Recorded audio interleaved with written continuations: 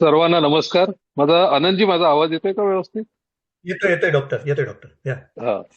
सर्वांना नमस्कार. सर्वात आधी गर्जे मराठीच्या या 10व्या वर्धापन दिनानिमित्त आपल्या सगळ्यांना खूप खूप शुभेच्छा. मराठी समाज हा उद्योजकीय समाज व्हावा याच्यासाठी आपण ही जी चळवळ चालू ठेवलेली आहे आणि ती जगभरातले त्या मराठी उद्योजक यात सहभागी इथे बघून खूप आनंद होतो नेहमीच. आणि आनंदजींची ज्या ज्या वेळेला भेट होते त्या त्या वेळेला या सगळ्यावरती चर्चा होत असते. मला एक 5 ते 10 मिनिटं बोलायला सांगितलंय आणि याच्यामध्ये मुख्यतः गर्जे मराठी आणि सॅटर्डे क्लब हे आपण एकत्रितपणे कशा प्रकारे मराठी समाजाच्या चांगल्यासाठी काम करू शकतो याच्यावर मी बोलणार आहे. आणि हे बोलायच्या अगोदर फक्त एक 5 मिनिटं अगोदर मी सॅटर्डे क्लबची थोडीशी सध्याची स्थिती आणि काम याच्याबद्दल माहिती देतो. सॅटर्डे क्लबची स्थापना ही सन 2000 साली माननीय माधवराव भिडे यांनी केली. आणि भिडे साहेब हे ब्रिज इंजिनियर होते आणि त्यांच्या वयाच्या 58व्या वर्षी त्यांनी सॅटर्डे क्लबची स्थापना केली. आज 26 वर्ष झालेली आहेत या गोष्टीला. आज सॅटर्डे क्लब हे 2 देशामध्ये आहे, 14 राज्यांमध्ये आहे, सॉरी 8 राज्यांमध्ये आहे. आणि 200+ चॅप्टर सॅटर्डे क्लबचे आहेत आणि 7865 हा आत्ताचा लाईव्ह आकडा आहे. एवढे सभासद सॅटर्डे क्लबचे आहेत. सॅटर्डे क्लबचं बोधवाक्य आहे, एकमेका सहाय्य करू अवघे होऊ श्रीमंत.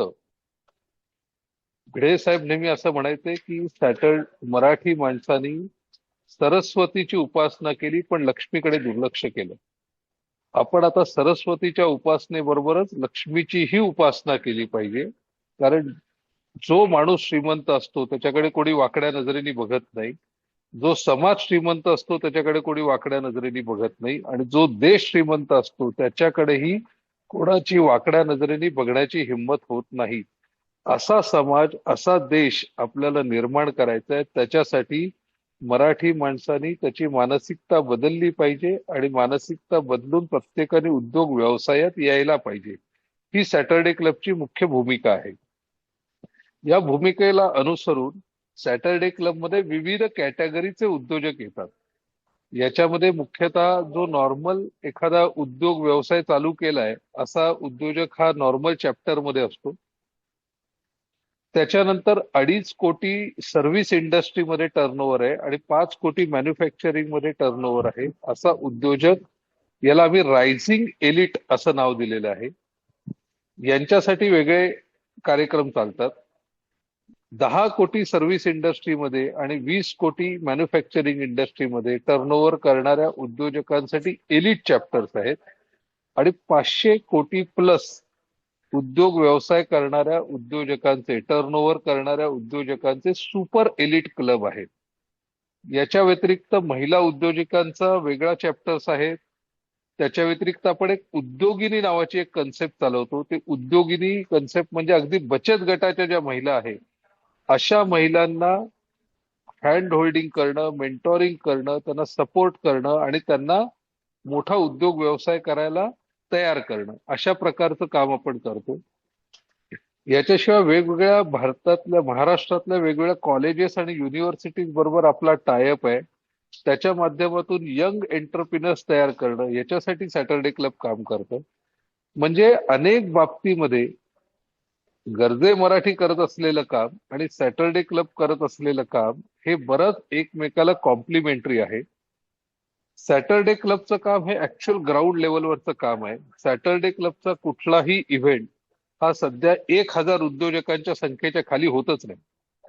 सॅटर्डे क्लबचे जे चॅप्टर्स आहेत ते दर 15 दिवसातून एकदा मेंबर्स सगळे एकत्र भेटतात आणि त्यांची एक 1.5 तासाची ठरलेल्या अजेंड्याप्रमाणे मिटिंग होते. ही मिटिंग सकाळी होते.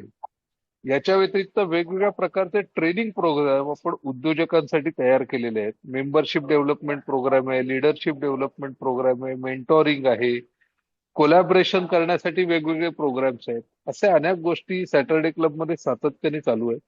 मला असं वाटतं की गर्जे मराठीचे जगभरामध्ये पसरलेले जे मराठी बुद्धिवान लोक आहेत, मराठी उद्योजक आहेत, यांचं ग्लोबल एक्सपिरियन्स, यांचं ग्लोबल नॉलेज, यांचं टेक्नॉलॉजीमध्ये असलेलं नॉलेज आणि सॅटर्डे क्लबचं अगदी गाव पातळीपासून महाराष्ट्राच्या कानाकोपऱ्यामध्ये असलेलं काम, या सगळ्याला जर का आपण एकत्रितपणे बांधू शकलो तर आपण जे म्हणतोय की मराठी समाजाला उद्योजकीय समाज करायचा, मराठी समाजाला श्रीमंत समाज करायचं, याच्यावरती खूप चांगल्या प्रकारे काम होऊ शकेल. तुमच्याकडे खूप चांगली एक्सपर्टीज आहे आणि आमच्याकडे असे उद्योजक आहेत की जे उद्योजक या एक्सपर्टीज घेण्यासाठी आतुरलेले आहेत. आपल्याकडे असे उद्योजक आहेत की ज्यांना ग्लोबली व्यवसाय करण्याची खूप इच्छा आहे. त्याच्यासाठी त्यांना कॅपिटलची रिक्वायरमेंट आहे, त्यांना टेक्नॉलॉजीची रिक्वायरमेंट आहे, त्याला कुठला तरी मेंटॉर हवाय आणि ही सगळी गरज, ही गरजे मराठी पूर्ण करू शकते. त्याच्यामुळे सॅटरडे क्लब आणि गरजे मराठी हे करत असलेलं काम एकमेकांना कॉम्प्लिमेंटरी आहे. या कामाच्या माध्यमातून एकत्रित काम करून आपण मराठी समाजाला एका वेगळ्या पातळीवर नेऊन ठेवतो, मराठी उद्योजकांना एका वेगळ्या पातळीवर घेऊन जाऊ शकतो आणि मराठी समाजाचा दबदबा, मराठी भाषेचा दबदबा आपण जगामध्ये निर्माण करू शकतो आणि तेच उद्देश भिडे साहेबांनी आपल्याला दिलेला आहे. मला असं वाटतं की या निमित्ताने गरजे मराठीने 2 पावलं ऑलरेडी पुढे आलेले आहे. गरजे मराठी सॅटर्डे क्लबचा परवा जो कार्यक्रम झाला त्याचं प्रकाशन आणि त्याची प्रसिद्धी गरजे मराठीच्या मासिकात त्यांनी दिली. गरजे मराठीचा जो 1 ऑगस्टला निमित्ताने सह्याद्री वाहिनीवरती होणारा कार्यक्रम आहे, त्या कार्यक्रमामध्ये त्यांनी सॅटर्डे क्लबला स्लॉट दिला. मला असं वाटतं गरजे मराठी 2 पावलं ऑलरेडी पुढे आलेलं आहे. मी तुम्हाला एक आश्वासन देतो, 8,000 उद्योजक हे आता सॅटर्डे क्लबचे आहेत. नोव्हेंबर पर्यंत 10,000 उद्योजक होणार आहेत आणि 2030 पर्यंत 30,000 उद्योजक सॅटर्डे क्लबचे मेंबर असणार आहेत. या सगळ्यांतर्फे मी तुम्हाला असं आश्वासन देतो की गरजे मराठी 2 पावलं पुढे आलाय, सॅटर्डे क्लब 4 पावलं पुढे येईल आणि आपण सगळे मिळून मराठी समाजाला खूप उंचावरती घेऊन जाऊया. पुन्हा एकदा आपल्या सगळ्यांना भरपूर शुभेच्छा. जगभरातल्या अनेक देशातून मराठी मंडळी या ठिकाणी जमलेली आहेत, त्या सगळ्यांना माझा मना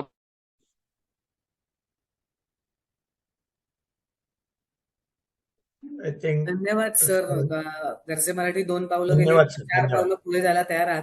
तर अशी पावलं पावलं आपण पुढे गेलो तर ही वाटचाल खूप दौडाने वेगाने होईल आणि उद्योजक जे म्हणताय तुम्ही, मराठी समाज हा उद्योजकीय समाज झाला पाहिजे, तर त्याच्याकडची आपली वाटचाल जी आहे ती एकदम घोडदौडीने सुरू राहील अशी अपेक्षा मी व्यक्त करते. तुम्ही आज आलात आणि सॅटर्डे क्लबचीही आणि आपला कनेक्ट कसा होऊ शकतो ह्याच्याविषयीचा एक चांगला आशावाद आम्हाला इथे निर्माण करून दिला, त्याबद्दल मनापासून धन्यवाद.